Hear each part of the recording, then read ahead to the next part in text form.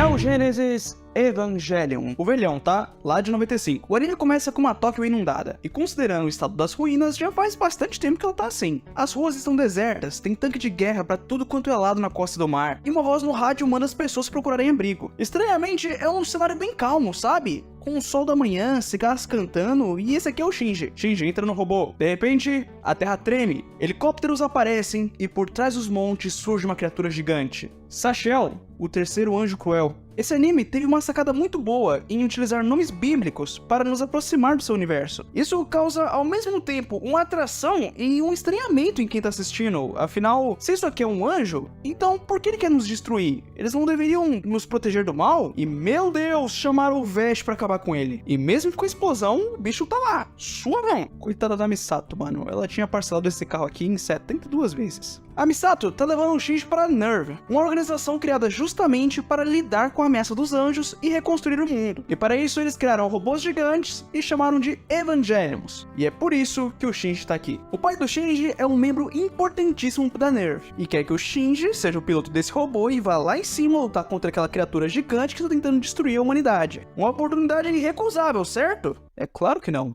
O Shinji não quer isso. Esse moleque é o oposto do que a gente espera de um protagonista de anime de robô gigante. Ele é fraco, medroso, egoísta e totalmente traumatizado por causa do abandono parental que ele sofreu.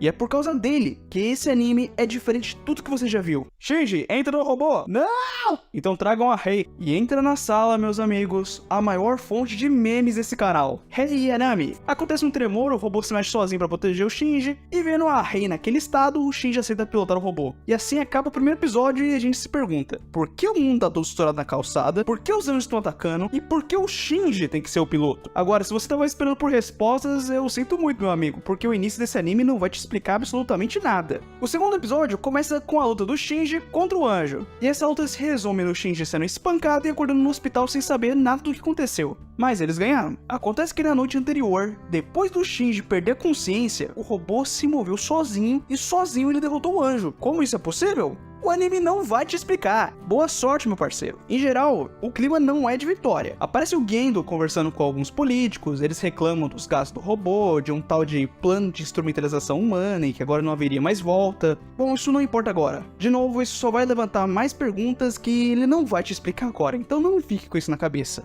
A NERV chega a disponibilizar um apartamento para o Shinji morar sozinho, mas aí a Misato vê aquele menor de idade sem supervisão e com falta de amor e pensa: o cara tá essa porra. E eles vão morar juntos. O anime é cheio de cenas com essas pequenas nuances. Tipo essa, ele parado em frente à porta da casa, relutante em dar um passo à frente, pois assim que ele entrasse naquele apartamento, ele estaria morando ali, com a Misato. Isso significa estar perto de alguém, e o Shinji tem medo de se aproximar das pessoas. E é ao redor disso que o anime gira. O plot do anime de Evangelion é o dilema do porco espinho, uma história sobre porcos espinhos que sofrem com o frio do inverno, e tentam se aproximar para poder se aquecer. Porém, com isso, é inevitável que eles acabem se furando um dos espinhos dos outros. E com pessoas, é a mesma coisa. O Shinji sente pela solidão e por ser obrigado a fazer coisas tão absurdas, mas continuar sozinho e fazer só o que mandam é um mecanismo de defesa. Na escola, pela primeira vez nesse anime, alguém vai te explicar alguma coisa. O professor conta sobre o segundo impacto. No ano 2000,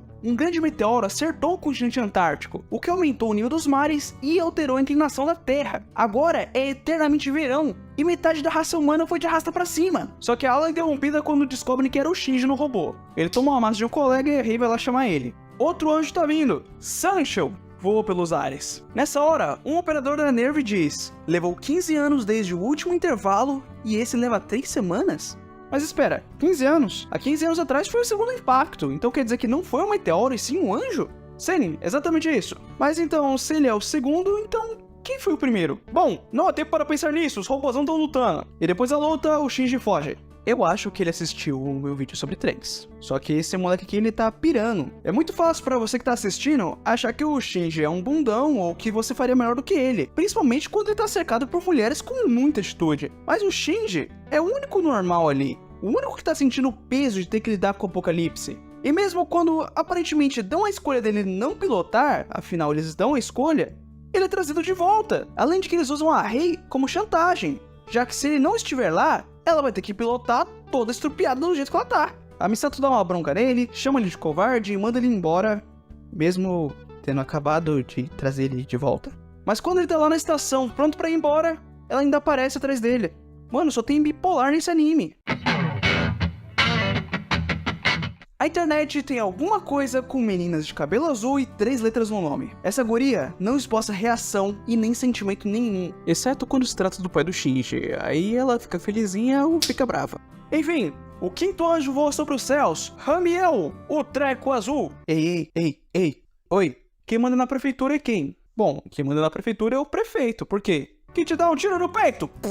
O moleque oficialmente morreu por alguns segundos. Esse anjo consegue invocar um campo de força e atacar automaticamente qualquer coisa que represente algum risco. Só uma curiosidade que vai ser muito útil mais pra frente, esse campo de força se chama AT. Na tradução seria algo como Campo de Terror Absoluto. E por que esse nome? Guarda na lista de perguntas. Firmeza, se não dá pra chegar perto do anjo, o plano é atacar ele de longe. O Shinji se recupera, pelo menos fisicamente, e eles vão para uma posição estratégica e aqui eles têm um diálogo bem xoxo. A Rei é enigmática, ela tem um ar de inocente, mas ela é muito vacilona, sabe? Já nessa hora você percebe que ela tá escondendo alguma coisa. Mas depois de falar nisso, os robôs estão dando tiro colorido e brilhando, bugando, explodindo. Olha que cena bonitinha. De qualquer jeito, esse foi o primeiro anjo a invadir a base da NERV de algum jeito. Quem dera fosse o último. Enfim, eles dão conta de uma usina de Chernobyl fazendo Cooper, obra do Gendo, aquele maluco. E no episódio seguinte, aparece a guria mais chata e bipolar desse anime. A senhorita Hamburger. E junto com ela, o Sr. Kaji, ou também conhecido como o motivo do avalo emocional da Misato. Essa guria aqui, ela é uma gênia prodígio, mas o que ela tem de inteligente, ela tem de exibida. Mas silêncio, os robôs gigantes estão pulando a amarelinha nos navios. Isso porque Gagel está nadando pelos mares. E o Kaji vai lá levar a avó dele no dentista. Firmeza, dá tudo certo, eles pescam um anjo e no final do episódio ouvimos falar novamente naquele plano de instrumentalização humana. E eles estão chamando esse treco de Adão? Que raio está acontecendo aqui? E a Asuka vai estudar com eles. Na moral, eu acho que o requisito mínimo para ser piloto de Eva é ter 14 anos e ser totalmente pancada da cabeça. Ô Kaji, vai com calma, mano. Não é hora pra isso não, os robôs estão tentando lutar. Mas espera aí, trouxeram uma guria lá da Alemanha pra lutar em Tóquio. Por que exatamente os anjos só atacam a NERV e não o mundo inteiro?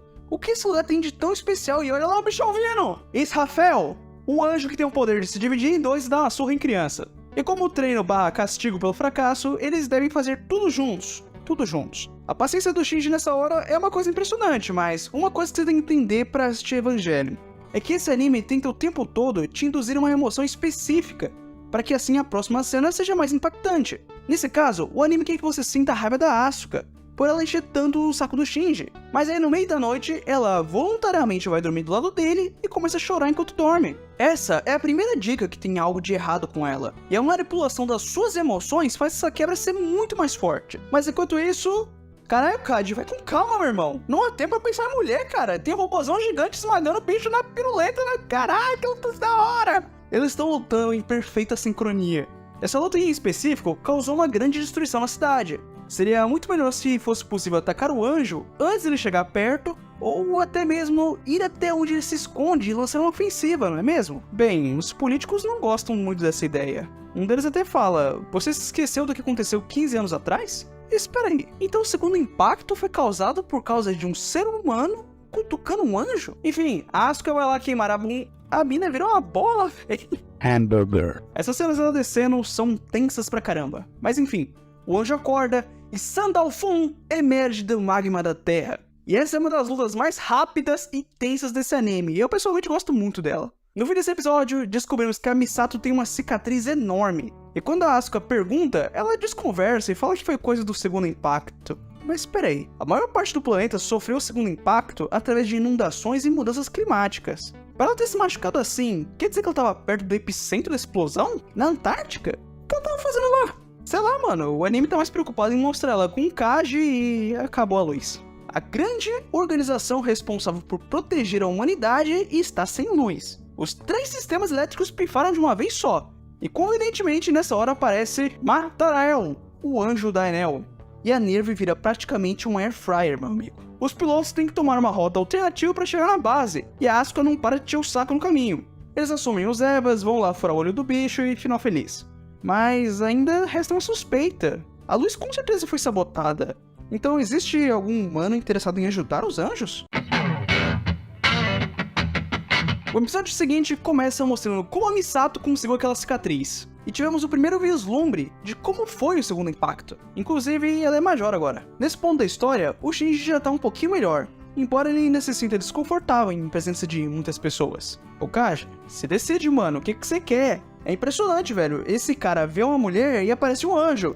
Raquel está em órbita da Terra. Esse é com certeza um dos meus designs favoritos. E o plano para impedir esse anjo é na verdade um plano meio suicida. A Misato tá apostando totalmente nos campos de força T. Nesse episódio nós ficamos sabendo um pouco mais sobre o passado dela e sobre o pai que morreu durante o segundo impacto. E aqui vemos um dilema muito grande. A Misato quer se vingar dos anjos pela morte do seu pai, e no processo, ela repete tudo o que seu pai fez e o que levou ele à morte. Mas não tem pra pensar nisso, os robôzão estão lutando com luzinha colorida e japonês comendo macarrão. Essa luta com toda certeza não teria sido ganha se não fosse o supercomputador MAG na base da NERV, e é isso que vai ser atacado agora. Os pilotos têm que fazer um teste esterilizado, então o geral tá lá peladão quando o ataque começa, e eles são ejetados de emergência. Ireu, o 10º anjo está dentro da NERV e começou a corroer a base. Esse anjo é diferente de todos que já apareceram. Ele não possui um corpo físico. Ele evolui como um vírus biológico e logo após como um vírus de computador. E instala o Baidu no PC da NERV. Dessa vez, os evangelhos não servirão de nada. Quem salva eles é a mãe da doutora Hitsuko. Ou melhor, o próprio Mag, no qual o cérebro dela se transformou. O episódio 14 é uma recapitulação de quase tudo que aconteceu até agora. E um poeminha da Rei. Nesse episódio, também tendo trocar os Evas e os pilotos, com exceção da Asuka. Mas por que exatamente o Shinji e a Rei conseguem operar os Evas um do outro e a Asuka não? Fica a pergunta. No episódio 15, o Shinji conversa um pouco com o pai dele, toca uma música, a Misato bebe um pouco demais e desabafa com o Kaji, pois, mesmo depois de anos odiando o próprio pai, ela não só se tornou parecida com ele, como se apaixonou por alguém igual a ele. Mas o Kaji acalma a menina. A Asuka sente isso via Bluetooth e resolveu que ela também queria. E essa cena é muito mais longa do que precisava ser e no final ela fica brava, porque é bipolaridade. Os episódios 14 e 15 são muito estranhos pensando que a gente se acostumou com um desenho de robô gigante. E de repente tem romance, drama. E porque a Rei tá no aquário, o Kaji é um agente duplo? Que parada é essa? Como assim? Isso aqui é o Adão? Mas não há tempo para perguntas. Ele é a zebra bola voadora está no céu. E o Shinji foi engolido. Esse anjo é o conceito mais bizarro desse anime. A bola é na verdade um espaço fechado imaginário, como se ela fosse a sombra, e o corpo verdadeiro é a sombra que se move pelo chão. E o Shinji tá lá embaixo e lá dentro ao mesmo tempo alucinando. E ele entende. E quando finalmente chegou o fim do suporte à vida, o Shinji sente uma presença. É a sua mãe. E meu amigo, que conjunto de cenas lindas. Mas aquela presença, por que a mãe do Shinji tava dentro do Eva? Ou melhor, ela tava ali mesmo? Será que não era só ele alucinando? Bom, novamente o maior problema dessa operação foram os pilotos. E como confiar em crianças é perigoso, a NERV tenta desenvolver um sistema automático que não necessite de piloto. E é por isso que a Rei tá no aquário. O piloto robô vai ser baseado nela. Até que enfim o anime explicou alguma coisa, né? Ah não, mano, o Kaji dando em cima de outra menina, vai vir um anjo. Tá, não dessa vez, ele só conversa um pouco. Bem, o quarto Eva é construído e a quarta criança é encontrada, que no caso é o Toji, o moleque que bateu no Shinji lá no começo do anime. Seria só uma pena se o anjo tomasse o controle do Eva e fizesse o Toji de refém, não é? Putz. Bargel anda pela terra com o corpo do assassino de anjos. E se a luta na lava foi tensa, essa aqui é triste. 2 Evas destruídos. Resta agora para o Shinji lutar sem saber que é o seu amigo que tá dentro daquele monstro. E quando ele se nega a fazer isso, afinal, ele ainda sabe que tem uma criança lá dentro, o sistema automático Dummy entra em ação e isso é assustador, mano. Mas ele sobrevive. O Shinji fica bravo por quase terem matado seu amigo e ameaça destruir a NERV, só que ele é esmagado por ordem do próprio pai. E de novo, ele abandona a função de piloto. Dessa vez, não é medo, nem tristeza que o fez fugir. O Shinji cresceu muito nesse tempo e agora ele tá determinado. Porém, Zeruel ataca a cidade. O 14º anjo, com um ataque único, destrói 18 barreiras da NERV. A unidade 0 ainda está sem o braço, e a unidade 1, que era do Shinji, simplesmente rejeitou a Rei. Agora é com a Asuka, mas as armas não fazem nem cócegas nele e ela acabou virando um cotoco. Ei, Psyll. Oi, como se chama a mulher do conde? Ah, essa é fácil, é a condessa, que te arranca a cabeça! E só agora, na metade do episódio 19, que eu tenho a resposta para aquela pergunta que eu fiz lá no começo. De todos os lugares do mundo, os anjos estão atacando somente a NERV, porque eles estão atrás do Adão. E assim que chegarem nele, vai todo mundo de arrasta pra cima. E considerando que o anjo já invadiu o Geofront, a Asuka não pode mais lutar e a unidade 1 não aceita o Dummy Plug, então ficou tudo pra Rei sem braço. E ela se explode, igual uma kamikaze. E dessa vez, mano, não tem pegadinha. Aquela Rei que a gente viu o anime inteiro, que deu um tapa e um sorriso e falou 5 palavras que não esboçava reação nenhuma, ela explodiu de verdade. E agora a humanidade tá condenada. Ou estaria? Pela primeira vez o Shinji está aqui por vontade própria, o piloto da unidade 01. Que luta da hora, mano. Ele vai arrancar a cabeça do bicho e a bateria acaba bem na hora. E parece que o robô tem um núcleo igual ao dos anjos. O que tá acontecendo aqui, mano? A unidade 1 despertou e comeu o anjo? Episódio 20. Olha o rosto dessa coisa. E o Shinji não consegue mais sair do robô. Até porque isso aqui é um robô? Não existe mais Shinji. Ele literalmente se misturou com Eva como uma coisa só. Esse tapa doeu. Espera, a Rei tá viva? Ela mesmo? Ela não tinha explodido? E a Asuka tá só uma palha. A alma do Shinji ainda tá lá. Só o seu corpo que se desfez. E novamente nós temos o show psicodélico que são seus pensamentos. Abre aspas. Inimigo, inimigo, inimigo. Quem é o inimigo? São os anjos? Anjos. É o pai dele.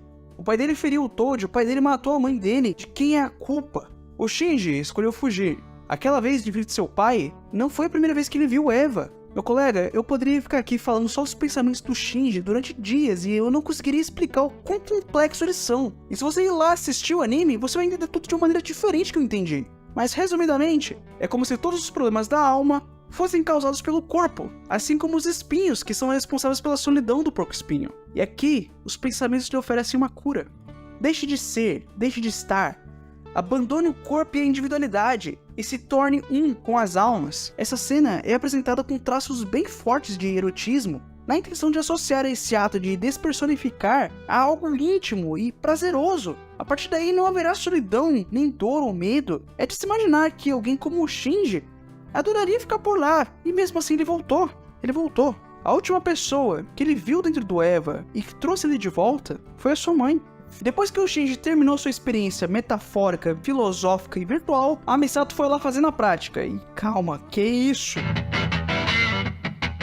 Esse episódio é o que mais se importa em explicar algo. Ele começa com uma gravação datada de 15 de agosto de 2000. Não dá pra entender bem o que eles estão falando, mas de repente o anime corta para o Kaji, no meio do nada, dizendo algo sobre esse ser seu último serviço. O professor Fuyutsuki, que está sempre com o pai do Shinji, foi sequestrado, e a inteligência da NERV prendeu a Misato por isso. O Fuyutsuki está sendo interrogado pela Seili. Obviamente são aqueles políticos do comitê, mas por que eles estão se escondendo? A maior parte do episódio se baseia nas memórias do Fuyutsuki, antes e após o segundo impacto. Olha só, é a mãe do Shinji, e como ele entrou em contato com os pais do Shinji e com a Misato. Espera aí, o pai do Shinji estava envolvido com a Seili? Claro, né?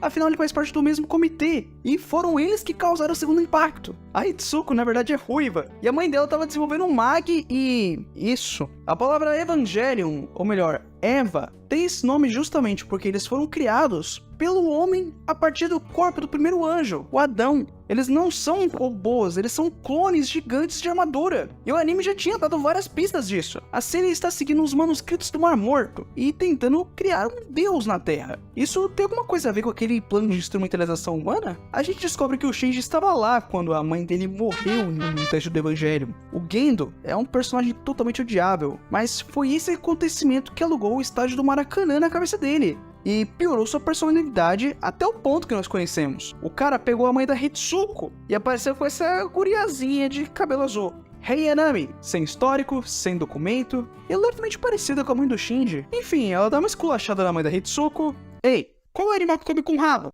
Eu não sei. Qual animal come com rabo? Você!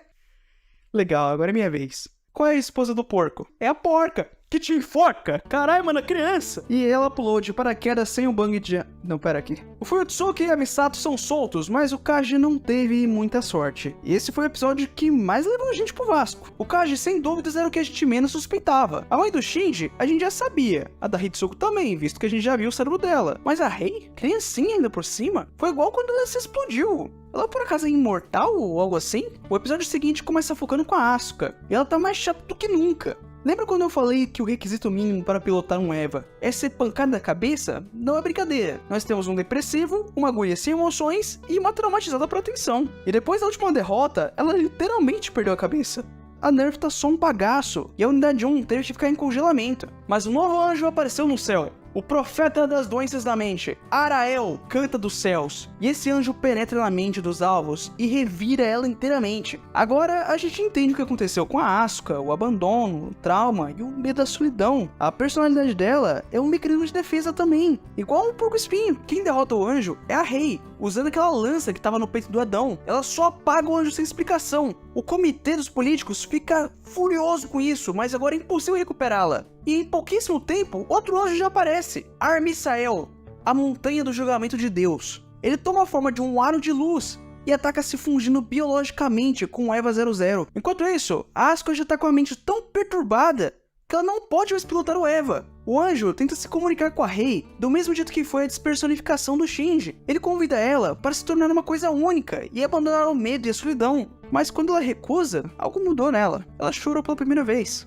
E o EVA se transformou nisso. O comandante ordena o lançamento do EVA do Shinji. Né, Gendo? Quando era hambúrguer fetano, não mandou ajuda nenhuma. Mas agora, como é que é a Rei? Tá certo, a Asuka é chata pra caramba. Esse anjo toma a forma do coração da Rei e tenta se fundir ao Shinji. Só que a Rei inverte o campo AT e dessa vez não teve como. Confirmam que nada sobreviveu dentro do plug. Ela explodiu. Ela não vai aparecer no hospital no outro dia. Ué. Já é a terceira vez que ela foi de arrasta pra cima e ainda tá viva. Só que agora ela não lembra de nada? O que acontece com essa personagem? Enfim, a Cindy pede por um sacrifício humano e o Gendo manda Hitsuko pra isso. Mas ela volta viva e descobrimos que 8 EVAs estão sendo construídos em segredo pela Cindy. E agora está na hora das respostas que vocês estão querendo muito, que eu sei. A Hitsuko mostra tudo. O quarto onde a Rei nasceu e cresceu, o cemitério dos EVAs. E lembra aquele aquário onde a Rei ficava? Então ela não é única. O sistema Dummy consiste em várias cópias da Rei, e toda vez que ela morreu no anime, ela foi substituída por outro corpo e teve suas memórias copiadas. A Hitsuko também revela o que são os EVAs. Pessoas criadas a partir do Adão. Todo EVA era como um ser humano sem a alma, mas que mais tarde teve uma alma embutida nele. A Hitsuko, que igual a sua mãe amava o Gendo, igual a sua mãe foi mandada à morte, sendo trocada por essa boneca. E ela resolve destruir tudo. Bem, a vida de quem se envolve com EVAs costuma ser bem triste. Mas se a Rei é um clone, então quem é a original? Bem, meu colega, é a mãe desse rapaz aqui. Sim, meu amigo, o Gendo é um monstro. No episódio seguinte, vemos o momento onde a mãe da Asuka abandona esse mundo. E agora que ela não consegue mais pilotar o EVA, é como se ela tivesse perdido o motivo de viver. Isso, misturado com a banheira de água vermelha, indica que essa cena foi censurada e que ela mesma se jogar no Vasco. Bem, agora não existe mais uma cidade para proteger. Tudo já foi destruído. E conhecemos o Nagisa, a quinta criança. O cara precisa de 10 segundos para virar importante nessa história. Ele é todo gente boa, tem uma taxa de sincronização enorme com o EVA 02 e falou umas 2 vezes no tal de Lilith. Não deve ser importante. O importante é que o Shinji tem um amigo que entende ele agora. Mano, palmas. Demorou só 24 episódios de derrotar 14 anjos. Abre aspas. Os humanos não conseguem se livrar da solidão, porque ser humano significa ser sozinho. Os humanos conseguem seguir a vida porque são capazes de esquecer isso de vez em quando. Oh, que mãozinha é essa aí? Oh, por que foi escuro? É engraçado que toda hora ele fala os humanos, os humanos, os humanos. Esse cara é um filósofo, por acaso? Calma lá, meu colega, assim se apaixona. Uma curiosidade legal é que o nome desse episódio é O Começo e o Fim ou Batendo na Porta do Céu. E considerando que o anime é de 95 e o álbum foi lançado em 91, isso é uma referência a Guns N' Roses. A Cindy tá doida atrás do Gendo. E ele tá lá, conversando com a mão dele. A mão dele tem um olho que ele chamou pelo nome da esposa. A Rei tá tentando entender o que aconteceu com ela. O Ar-Misael realmente mudou alguma coisa dentro da alma da menina, e sim, ela tem uma alma. O Nagisa é a primeira pessoa que entende e escuta o Shinji. Ele realmente parece ser um cara legal, só que ele tá falando com a Cindy. Abre aspas, a esperança é Lilith, a progenitora da humanidade, os falsos sucessores da Lua Negra, e Adão, progenitor dos anjos, os verdadeiros sucessores da Lua Branca. Então o Nagisa é um agente duplo. Tudo bem, até aí o Kaji também era. Pelo menos agora o Shinji tem um amigo e ele vai ajudar com o próximo anjo, né? Não é? Não é? O 17º. O último anjo. O mais novo dos anjos cruéis. Tabris.